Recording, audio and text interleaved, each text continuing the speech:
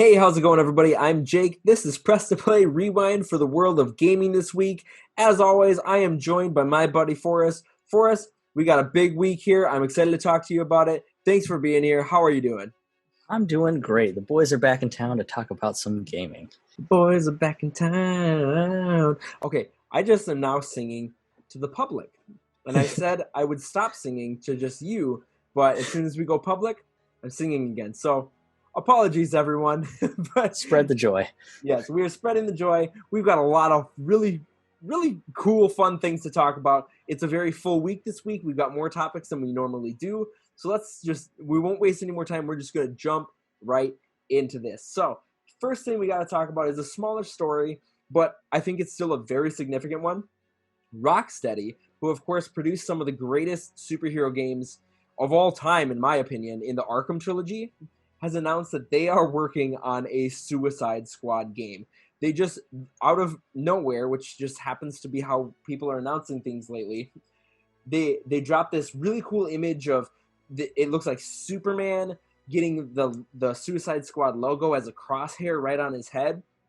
And that was just it. And it just had Rocksteady and Warner Brothers and stuff at the bottom. And that was their way of announcing that they're working on a Suicide Squad game. And I thought that was really, really cool. And I could not be more thrilled about this. I loved, I cannot stress how much I love the Arkham games. Even Origins was great, but they had nothing to do with that. But Arkham Asylum, Arkham City, and Arkham Knight are some of my favorite games of all time. They're amazing.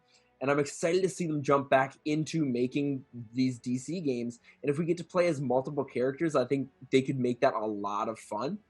And, a lot of villains showed up in the Arkham series. And so, first glance is, I thought, okay, this is just a Suicide Squad game. But looking at it a little bit more, I can't help but wonder and question if they're going to connect this to the Arkham universe in any way. Forrest, have you played the Arkham games? I'm actually not sure about that. And what do you think about Rocksteady announcing Suicide Squad? I have played the Arkham games. Asylum and Origins, I played through completely. Loved those games, start to finish. Arkham, I didn't play Origins. The disc didn't work. I bought it, played a little bit of it, and it just stopped working. And I was like, oh, whatever, I give up. And then I played Arkham Knight thanks to, and we'll get into this later, the Xbox Game Pass. Fantastic service. I played a bit of that through that. So they make some fantastic games. I honestly think they've kind of set the blueprint for the future of kind of superhero games. Mm-hmm. The way those played kind of felt like it was transitioned a little bit to Sony's Spider-Man PS4 game, which Absolutely. On another note, which one of my favorite games ever. So I have full faith in this company to make a Suicide Squad game. So they've shown they can do it with Batman. So why not just do it with multiple bad guys that, I don't know, maybe you can switch between, maybe you can just pick who you want to play as. I don't know how it's going to play out, but the logo itself is just, it's a simple image. It's just Superman kind of, darkened figure on a white background with that crosshair on his head. But the way that Suicide and Squad reuse the U as a C, it's just it's pure cool. art. It's great design. Hang that up in a museum, please. That's wonderful. Yeah, and I'd imagine, as the game it gets closer and closer, I bet you we're going to be seeing more posters in this style, whether it's the playable characters or whatever thing you're trying to take down.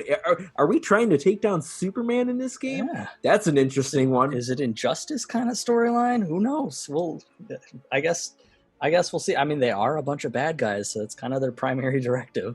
Mm-hmm. Yeah, I don't know. I could not be more thrilled about this, and you're right. And just from the multiple characters thing, I look at something like Arkham Knight, and they allowed you to play as Red Hood and Catwoman, and well, I shouldn't say all of them were in the one, but throughout the series they had Red Hood and they had Nightwing and they had Robin, they had Catwoman. Just they made that game work in all of those different characters' styles, and I have full faith. I guarantee you we're going to be able to play as Harley Quinn in this. There's no way. She's going to become the face of Suicide Squad to the general public, at least. So we'll definitely be getting her. I'm sure we're going to be getting Deadshot. Beyond that, I'm not super sure, but I could not be more thrilled about it. I'm very excited to play this game. So, what do you guys think about all of this Suicide Squad stuff? Are you as excited as we are about it? Or were you hoping that you might be getting something else? You know, there were rumors for a little while of maybe they were going to work on a Superman game or a Justice League game and stuff like that. So to see them go Suicide Squad, what do you think about that? Let us know all of that in the comments below. Now, like Forrest said, we have got to talk about Game Pass because Xbox just keeps hitting us with surprises this year. As earlier this week, they dropped a trailer announcing that Xbox Game Pass will be coming to Android mobile devices, whether it's your phone or your tablet, whatever.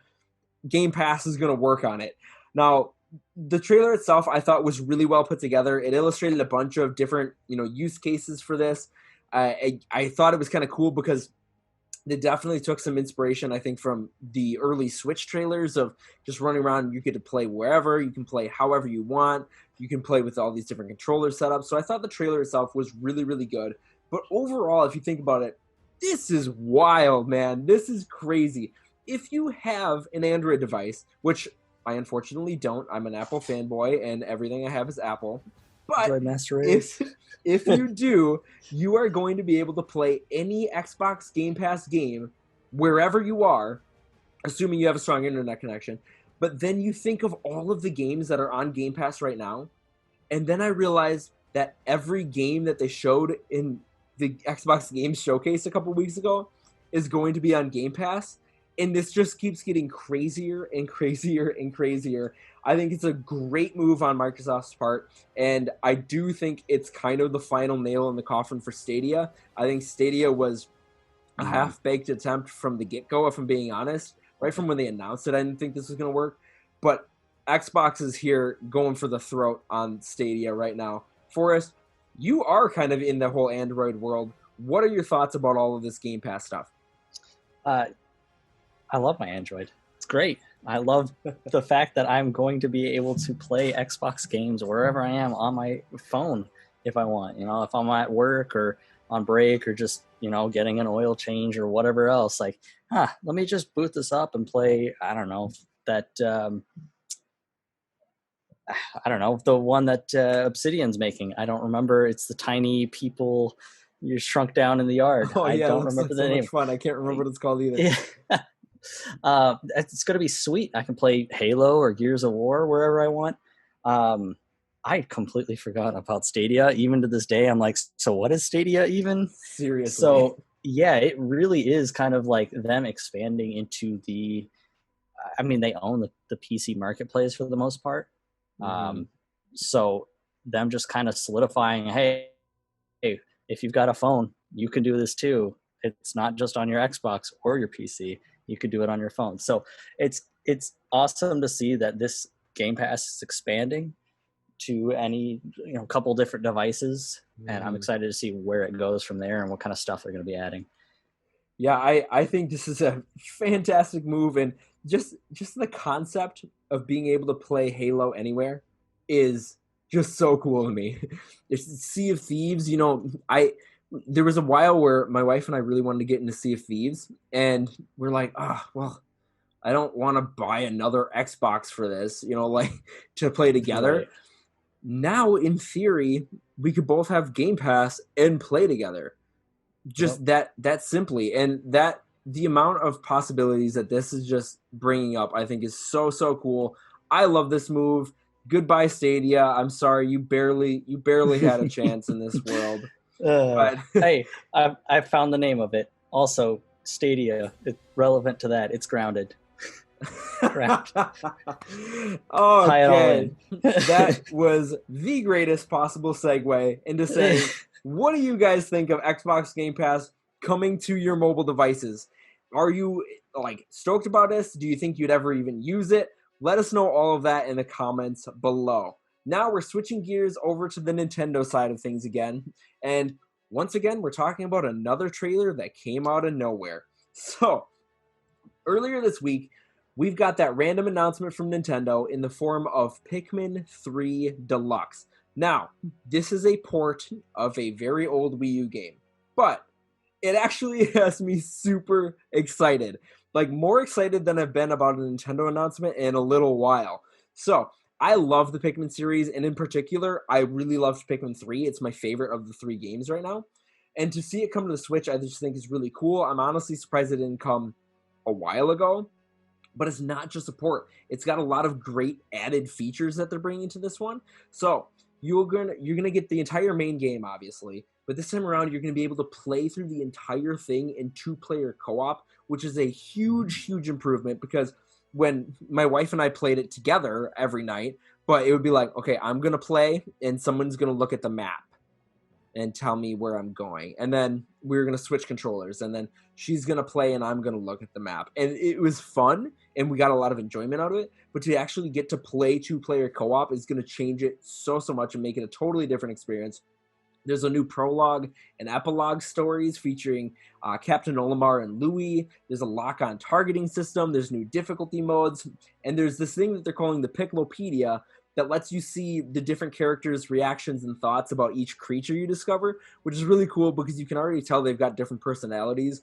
But to see how each of them would react to these crazy creatures and stuff, I think it's going to be really, really fun.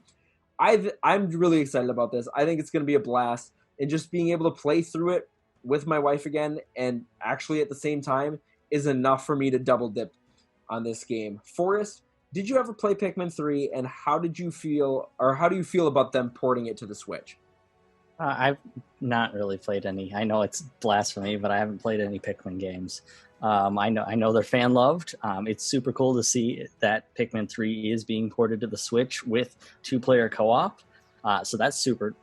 Maybe that's my chance to get into it and play it with my girlfriend. Jump in and play that a little bit. Sounds like a cool idea. I don't know who Louis is, and I'm wondering what happened to Alf. I know Alf is a character. So if you guys know who these characters are and you're just watching this video going, oh my gosh, this guy doesn't know what he's talking about, comment below. Tell me where I'm wrong and why I should be playing this game. But yeah, it's cool to see the Nintendo still dropping random news throughout the week, even after an indie showcase and before a big Nintendo Direct or anything. Yeah, so and I'm going to touch on that in a minute because I've got something to say about that. But I think you would really like the Pikmin games for us. They're they're just kind of weird, but it's so much strategy and like running around and exploring these really interesting worlds, and it's got kind of a dark sort of hint at the backstory where it's sort of a post-apocalyptic Earth that you're rummaging around in trying to collect stuff, and all the Pikmin, they all have different abilities and they have to take on different monsters in different ways and you have to manage all of them. There's a lot more depth to Pikmin than you'd think offhand, and that's why I don't think it's crazy that you haven't played it because it's not one of their most popular series. It's a popular series. People who played Pikmin love Pikmin. Cult classic kind of thing. Yeah, I mean even Pikmin 3, Cindy had never played Pikmin until Pikmin 3, and then she's like, I love this game. I'm in. Like she saw this trailer and she was stoked about it, right? So cool. I definitely suggest just picking it up and trying it out. Otherwise, I'm probably going to pick it up and you can borrow mine. Anyway. Or I'll come play it with you. It's interesting what you say because this actually brings up a couple of questions for me. Is one, where in the hell is Pikmin 4? Which is something I said in January as well.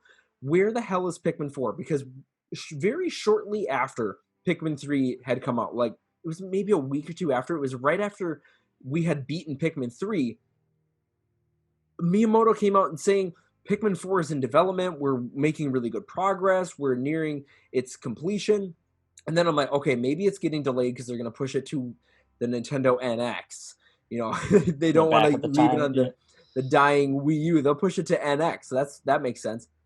Nope. I have no idea. And now we're getting Pikmin 3 again before we're getting Pikmin 4. It's been 3 years. So 3 years. No idea what's going on there. But the bigger question, you kind of hinted at it a little bit here, is a couple of weeks ago we talked about this story where Nintendo was talking about possibly moving away from Directs, right? And since then, we've seen them with a number of big things. Paper Mario, for example, Pikmin, for example, these games that typically you would have thought would have been announced in a direct, getting randomly dropped. Just random teaser trailers or announcements or whatever you want to call them. Right? Just straight to YouTube, Twitter, out of nowhere. And it's just like this standalone thing, and that just gets all of the attention for a while. Do you think that this is them actually testing a new approach? And if so, do you like it? Or would you prefer to just wait longer and get it all in a big direct? I wonder if that is kind of what they're hinting towards, that they're trying to move away from that and just kind of drop news. I mean, even with the directs, they would sometimes just be like, there's going to be a direct in like 4 days, so be prepared. So it would almost do them justice to just kind of drop different games throughout, the week or the month or whatever. I remember getting the notification on my phone that like Nintendo Pikmin 3, and I was like, huh? Isn't that out already? It's like, oh, a deluxe on the Switch. What year? Interesting. Yeah. So my first thought was, I wonder if Jake just saw this, and I wonder if he's freaking out about this right now, because I know you love the game. So yeah, I wonder if that is kind of what they're hinting towards. I wouldn't be against, little events, little trailers coming out here and there. It's what a lot of other companies do. I mean, we talked about the Suicide Squad. They just dropped it out of nowhere. They didn't wait for the DC fandom. Yeah. I guess they'll probably maybe show some footage there. But the initial announcement was completely before that. Just, hey, here's this thing coming out. So, I'd be looking forward to it. You don't have to necessarily lump all the games in, because it's a lot to take in at once, or you kind of forget, like, what did they announce during this? But if you just release things here and there, it works out a little bit better. Yeah, I kind of agree. Like, I love the Nintendo Directs. I want to see a Direct really bad right now. But you're right. Like, this is the thing to do right now. It seems like we just talked about it on film, where people are just dropping things. Even earlier in this discussion, like you said, Suicide Squad, Xbox announcing Game Pass on everything. It's just there's no build up, there's no announcement, there's no event for it. It's just drop it, break the internet for a little while, and move on. And it's just kind of a different approach. Now, if this happened more frequently, I think I would be more on board. And maybe if there was some bigger things that were happening with it, if they dropped like a Breath of the Wild 2 trailer or something, that would be massive, right? But, Paper Mario the Origami King was a pretty big deal. Pikmin 3 port is kind of a cool deal. But overall, they're not that like gigantic announcement, right? So I wonder if that's sort of just them testing the waters with these smaller ones, seeing what people think about it, and seeing if they do want to build up to doing that with a Breath of the Wild 2 or something like that. Forrest, any other thoughts on this whole direct nonsense or Pikmin 3 overall? No, that covers it, I think, for what I have. All right, so with all of that said, are you guys as excited about Pikmin 3 as I am? Have you never played Pikmin like Forrest? Did this trailer intrigue you to play Pikmin?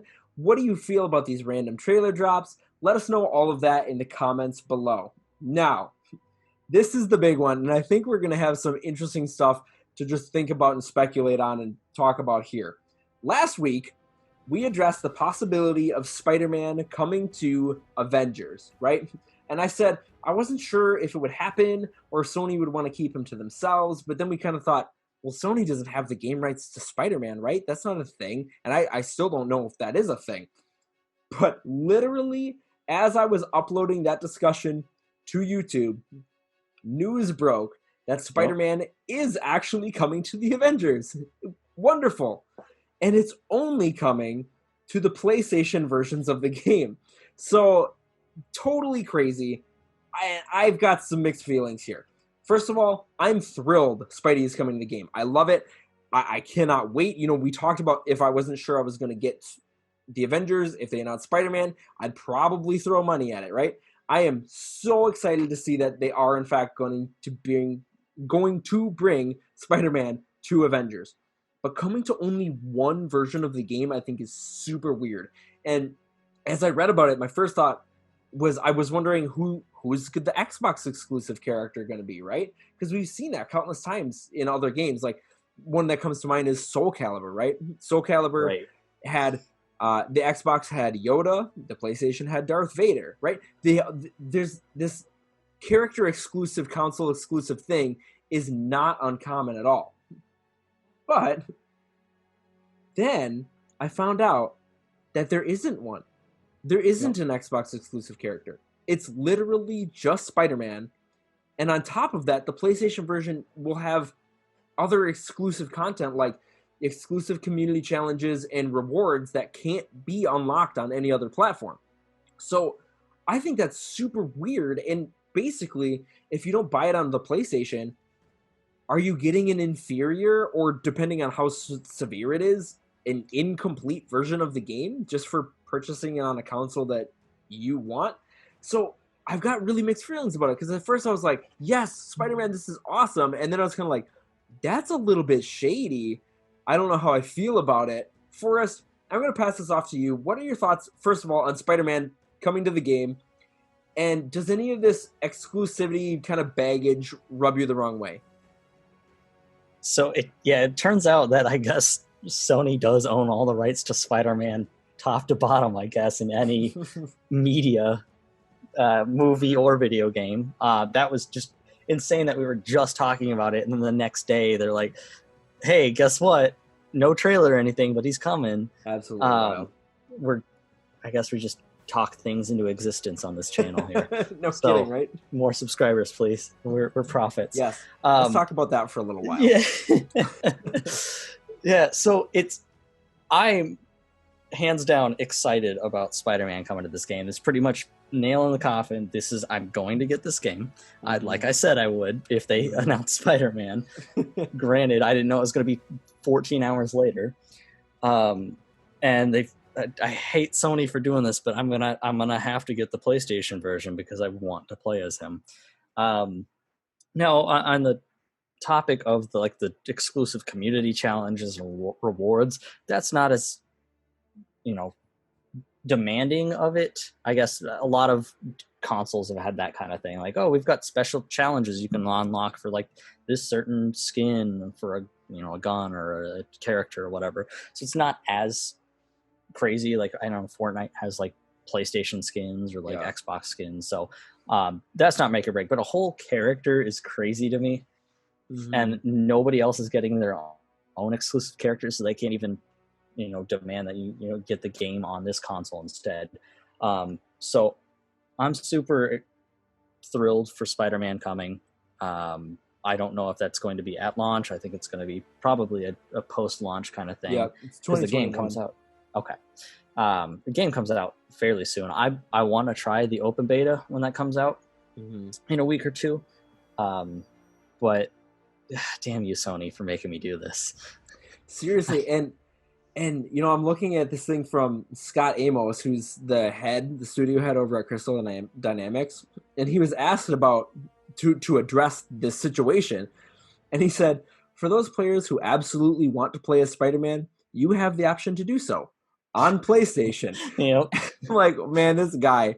And then he goes on to say, I would say that Marvel's Avengers has a lot of heroes, and with the scope and the breadth of this game and the universe, players are going to have their hands full with a lot to play with. So basically, too bad. You've got plenty of game to play with anyway.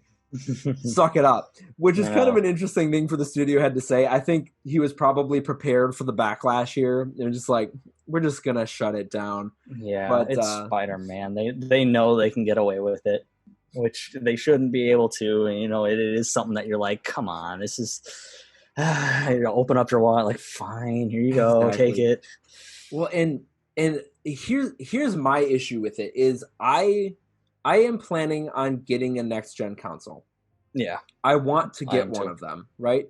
And I've never been somebody who goes and purchases a PlayStation. The PlayStation 4 was my first ever PlayStation, and I bought it last year to play Spider-Man, and I haven't touched it since.